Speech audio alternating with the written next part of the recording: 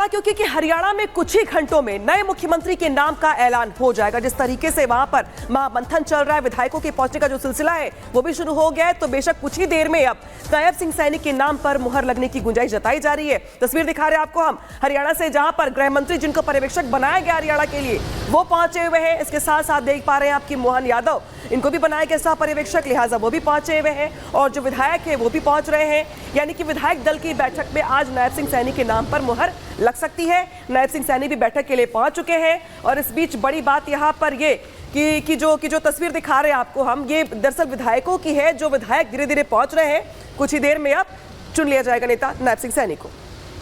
तो ये तस्वीरें आपको दिखा रहे हैं हमारे साथ हमारे सहयोगी पंचकुला से जुड़ गई है पुनीता का रुख करेंगे। पुनीता, अभी क्या कुछ चल रहा है वहां पर, तस्वीरें भी दिखाएगा और जानकारी भी दीजिएगा।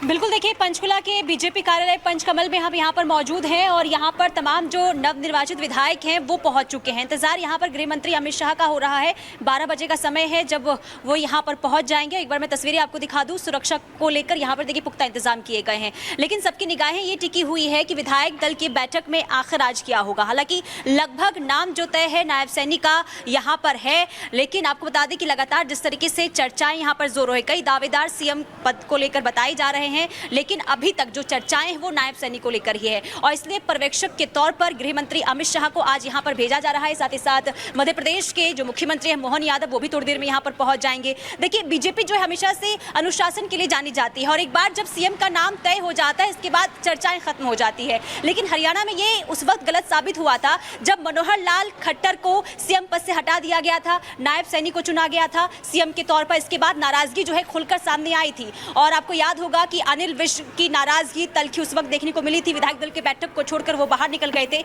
ऐसे में वही तलखी, वही नाराजगी आज किसी भी तरीके से निकलकर सामने ना आए और यही वजह है कि गृह मंत्री अमित शाह को और मोहन यादव को यहां पर आज भेजा जा रहा है। आज जब विधायक दल की बैठक होगी, जब एक नाम पर मुहर लगती है, इसके बाद क्या कोई नाराजगी निकलकर सामने आती है? आज बिल्कुल, जो आप बता रही हैं पुनीता की नाराजगी अगर निकलकर सामने आएगी तो खुद यहाँ पर बीजेपी के चाणक्य पहुंचे हुए हैं, मोहन यादव उनके साथ मौजूद है। नाराजगी को दूर किया जाएगा, नायब को फिर से कमान मिलने की बात सामने आ रही है। इसी से जुड़ी एक रिपोर्ट सबसे पहले आपके सामने रख रहे हैं।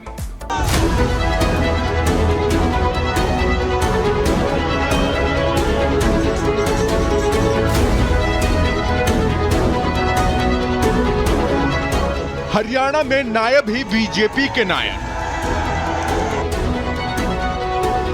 हरियाणा के लिए आज अहम दिन है। प्रदेशवासियों को आज नया सीएम मिल गया है। चंडीगढ़ में बीजेपी विधायक दल की मीटिंग में नए सीएम के नाम का ऐलान किया गया। वैसे तो तय था कि नायब सैनी ही सीएम होंगे, लेकिन आधिकारिक तौर पर आज विधायक दल की बैठक में उनके नाम पर मुहर लग गई। केंद्रीय मंत्री अमित शाह और मध्य प्रदेश के सीएम मोहन यादव बतौर पर्यवेक्षक चंडीगढ़ में विधायक दल की मीटिंग में शामिल हुए और उन्होंने नायब सिंह सैनी के नाम का प्रस्ताव रखा, जिस पर सभी विधायकों ने अपनी सहमति जताई। तो अब यह तय है कि नायब सिंह 17 अक्टूबर को हरियाणा के मुख्यमंत्री के तौर पर शपथ लेंगे। शपथ ग्रहण की जोरदार तैयारी की गई। जानकारी के मुताबिक पीएम मोदी भी नायब सिंह सैनी के शपथ ग्रहण समारोह में शामिल हो सकते हैं। महाराष्ट्र और झारखंड चुनाव के पहले हरियाणा के शपथ ग्रहण को बीजेपी के बड़े शक्ति प्रदर्शन के तौर पर भी देखा जा रहा है। बीजेपी ने चुनाव के पहले ही घोषणा कर दी थी कि नायब सिंह सैनी ही जीतने के बाद अगले सीएम होंगे। उधर अनिल विज और राव इंद्रजीत का नाम भी सीएम दावेदारों में था और उन्होंने खुद इच्छा भी जताई थी। हालांकि चुनाव के नतीजे आने के बाद उन्होंने खुद एक तरफ से अपनी दावेदारी वापस ले ली थी। दरअसल हरियाणा में बीजेपी के नायब सिंह सैनी असल मायनों में छुपा रुस्तम साबित हुए। सौम्य चेहरे वाले सैनी का नाम मुख्यमंत्री बनने से पहले राज्य से बाहर बमुश्किल ही किसी ने सुना होगा या ध्यान दिया होगा। चुनाव से कुछ महीने पहले बीजेपी ने मनोहर लाल खट्टर की जगह पर उन्हें हरियाणा के सीएम की जिम्मेदारी सौंपी थी। सैनी को पता था कि उन्हें कांटों भरा ताज मिला है। 10 साल की एंटी इनकम्बेंसी थी।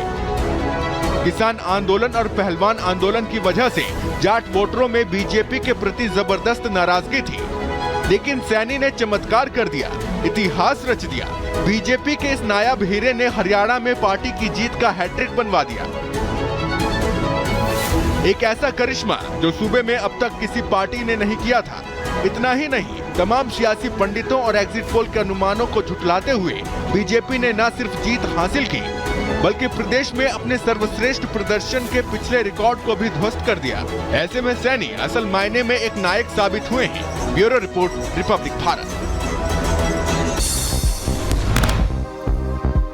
एससीओ बैठक में पहुंचे जयशंकर। एससीओ शिखर सम्मेलन में पाकिस्तान के पीएम शहबाज शरीफ ने भारत के विदेश मंत्री डॉक्टर एस जयशंकर का किया स्वागत। तस्वीरें सामने आई। पाकिस्तान के इस्लामाबाद में एससीओ की बैठक। मीटिंग में विदेश मंत्री एस जयशंकर भरेंगे हुंकार। बैठक में आतंकवाद और वैश्विक मुद्दों पर करेंगे चर्चा। 15 देशों के लीडर भी सम्मेलन में हुए शामिल। पाकिस्तान दौरे के दौरान एस जयशंकर की मॉर्निंग वॉक की तस्वीरें सामने आई। इस्लामाबाद में भारतीय उच्चायोग के अधिकारियों के साथ वॉक करते नजर आए। इस दौरान विदेश मंत्री ने उच्चायोग में पेड़ भी लगाया। हरियाणा में बीजेपी विधायक दल की बैठक। गृह मंत्री अमित शाह और मुख्यमंत्री मोहन यादव रहेंगे मौजूद। बैठक में सैनी के नाम पर लग सकती है मोहर। नवनिर्वाचित विधायकों के पहुंचने का सिलसिला जारी। महाराष्ट्र चुनाव को लेकर दिल्ली में मीटिंग। सीट शेयरिंग के फॉर्मूले पर होगी चर्चा। दोपहर बाद सीएम एकनाथ शिंदे पहुंचेंगे दिल्ली। डेप्यूटी सीएम फडणवीस के भी पहुंचने की उम्मीद। वरिष्ठ नेताओं के साथ होगी मुलाकात। उमर अब्दुल्ला का शपथ ग्रहण आज। थोड़ी देर में मनोज सिन्हा पद और गोपनीयता की दिलाएंगे शपथ। शपथ ग्रहण में शामिल होने के लिए पहुंचे अखिलेश यादव। सपा प्रमुख अखिलेश यादव ने किया ट्वीट। पोस्ट कर लिखा, एकता ही इंडिया है। उधर बहराइच हिंसा मामले में रामगोपाल की पोस्टमार्टम रिपोर्ट से बड़ा खुलासा हुआ। हत्यारों ने रामगोपाल के पैरों के अंगूठों के नाखून भी उखाड़े। शरीर पर मिले 30 से ज्यादा छर्रे के निशान। मुख्य आरोपी की तलाश कर रही है पुलिस। कोलकाता में जूनियर डॉक्टर्स के प्रदर्शन को पूरे हुए 12 दिन। डॉक्टर्स की भूख हड़ताल जारी। कई बड़े दिग्गज भी हड़ताल में हुए शामिल। दिल्ली टर्मिनल 1 पर इंडिगो फ्लाइट की सफल लैंडिंग। बम से उड़ाने की मिली थी धमकी। सभी यात्री सुरक्षित हैं। यूपी के हाथरस में पुलिस ने किया चोरी का खुलासा। अंतर्राज्यीय गिरोह के 13 सदस्यों को गिरफ्तार कर भेजा जेल। 146 पाइप, एक कैंटर, एक गाड़ी और घटना में शामिल एक ट्रक को बरामद किया। उधर पटना में डबल मर्डर से मची सनसनी। लोगों में दहशत का माहौल। पुलिस पूरे मामले की जांच में जुटी।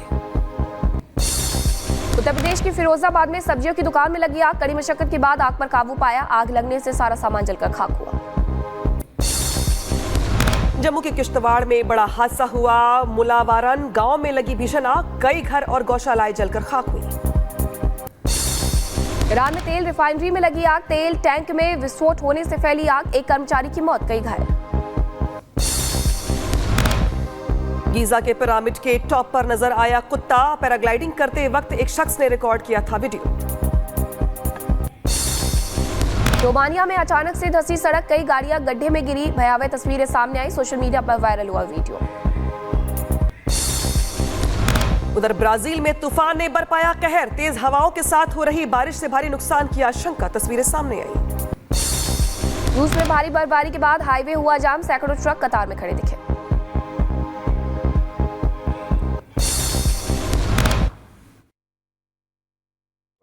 खित्ते से गुर्बत के खात्मे के लिए इक़दामात को तरजीह देना होगी। वज़ीर-ए-आज़म कहते हैं कि गुर्बत माशी नहीं, अखलाकी मसला है। गुर्बत के खात्मे के लिए बुनियादी वजूहात के हल पर तवज्जो देना होगी, जबकि आने वाली नस्लों को बेहतर मुस्तकबिल देना आलमी रहनुमाओं की जिम्मेदारी है।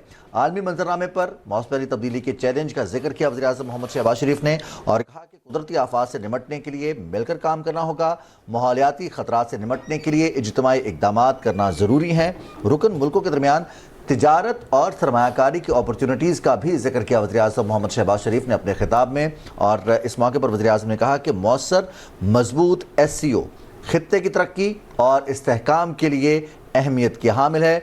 मुआशी शोबे में ताउन और मौके एससीओ की अहम ताकत हैं। बिल्कुल जी, वज़ीर आज़म का निहायत मौसर और मुदल्लिल अंदाज में तमाम पहलुओं का अहाता करना जो कि खित्ते की तरक्की के लिए, उसके इस्तेहकाम के लिए और उसकी मजबूती के लिए बहुत ज़रूरी है। एससीओ के फ़ोरम को किस तरह से मौसर बनाया जा सकता है, उसकी अहमियत को मज़ीद कैसे बढ़ाया जा सकता है, कैसे उसकी अफादियत से फ़ायदा उठाया जा सकता है, तमाम पहलुओं पर वज़ीर आज़म ने खुलकर बात की है और ना सिर्फ पाकिस्तान के लिए बात की है, क्योंकि पाकिस्तान हमेशा इज्तिमाई काविशों पर, इज्तिमाई जो ज़रूरियात हैं हैं उसके पेश नज़र एक कलेक्टिव एफर्ट पर यकीन रखता है, तो वज़ीर आज़म ने उसी पाकिस्तानी आज़म का इजहार किया और कहा है कि एससीओ के प्लेटफॉर्म से किसी भी मंत्री का पहला पाकिस्तान दौरा भी है, क्योंकि 9 साल पहले 2015 में दिसंबर में सुषमा स्वराज जो कि विदेश मंत्री हुआ करती थी वो गई हुई थी, और अब जाकर के विदेश मंत्री एस जयशंकर एससीओ समिट में हिस्सा लेने के लिए वहां पर पहुंचे हुए हैं। कई वार्ताएं यहां पर होंगी, लेकिन सबसे ज्यादा जो अहम मुद्दा है, क्योंकि 40 से 45% आबादी इन्हीं 10 देशों में रहती है जो कि एससीओ के सदस्य देश है। अब ऐसे में मुद्दे ये भी होंगे कि रूस से लेकर के यूक्रेन तक जो युद्ध चल रहा है और इजराइल से लेकर के हमास हिजबुल्लाह तक, लेकिन इसी के साथ आपको बता दें कि इसमें अहम, क्योंकि जाने से पहले विदेश मंत्री एस जयशंकर कह करके गए थे कि भारत और पाकिस्तान के बीच यहाँ कोई बातचीत नहीं होने वाली है, ना इन मुद्दों पर कोई बातचीत होने वाली है, क्योंकि ये एससीओ की मीटिंग है, ना कि भारत और पाकिस्तान के बीच में होने वाला द्विपक्षीय वार्ता। ऐसे में द्विपक्षीय वार्ता की जो उम्मीदें हैं वो सिरे से खारिज कर दी गई थी। आज मुलाकात जिस तरीके से होती है, जो बॉडी लैंग्वेज होती है वो कई मायनों में खास होती है कि आखिरकार शहबाज शरीफ से वो किस तरीके से मिलते हैं। और एससीओ सहयोग संगठन जिसकी स्थापना 2001 में हुई थी, और इसी के साथ अब इसमें 10 देश है। आप देख रहे हैं तस्वीरों में इस्लामाबाद से जो लाइव तस्वीरें आ रही हैं समिट में विदेश मंत्री एस जयशंकर को। तो तस्वीरें आपको दिखा रहे हैं जहां पर एससीओ समिट में पहुंचे हुए हैं विदेश मंत्री, और काफी लंबा अंतराल है जिसके बाद कोई मंत्री गया है पाकिस्तान, लेकिन यहाँ पर भी ईरान के वजीर सनत सैयद मोहम्मद अताबिक नूर, भारत के वजीर खारजा जयशंकर, मंगोलिया के वजीर आजम, तुर्कमेनिस्तान के वजीर खारजा राशिद मेरेदोव, जबकि एससीओ सेक्रेटरी जनरल यांग मिंग इजलास में शिरकत के लिए मौजूद हैं। बाज़ाब्ता तक पक्ष विपक्ष का जमावड़ा, किसका भारी होगा पलड़ा? राष्ट्र सर्वोपरि सम्मेलन 18 अक्टूबर, रिपब्लिक भारत।